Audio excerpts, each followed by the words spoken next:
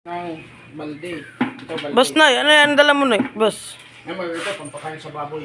Hindi mo doon. Mm. Papakain namin sa baboy. Saging lang ang pakain namin sa baboy kay mahalang foods. Ayan guys, oh. Saging lang daw pinapakain niya sa baboy. Pakain sa baboy. Para pati ang... Matiyang yan. Para ang lasa ng karne, masarap. Organic. Organic meat kung sa English.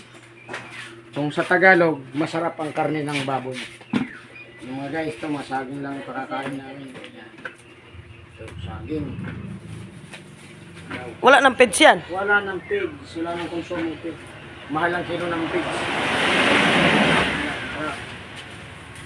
Ayan mga guys, saging lang daw pinapakain niya guys. Hawakan mo, dalawa tayo. Papakain kami ng baboy doon sa aming kulungan.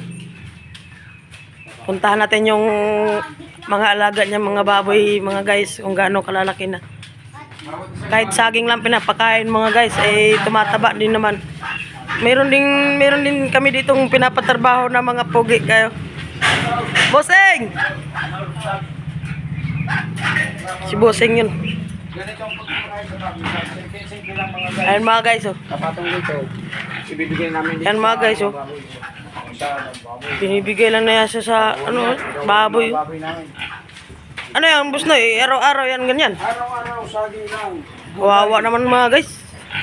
Gulay, bulyo, pitsay, pitas, tamatay, prutas. Pero kahit saging lang pinapakain, tignan mo naman. Tataba yan. Meron din kami ditong mga barako. Ang lasa ng karne nito, lasang organic. Mga guys, baka gusto nyo magpalahi ng barako namin, comment lang kayo sa baba.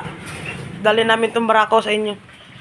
Kung baga sa English, organic meat. Kung sa Tagalog, lasang gulay ang aming karne ng baboy. Nag-agawan pa sila mga guys, oh. Yan ang magpapagain.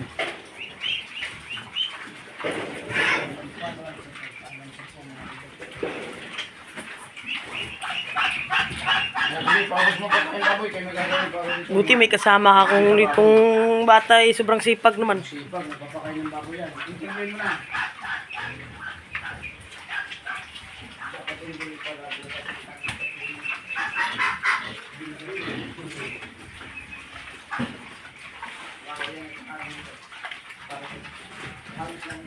Ayan mga guys. Comment lang kayo sa baba.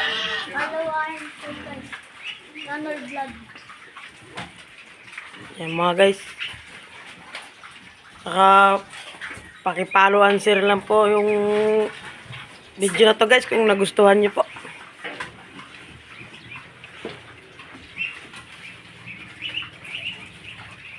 Like and share mga guys.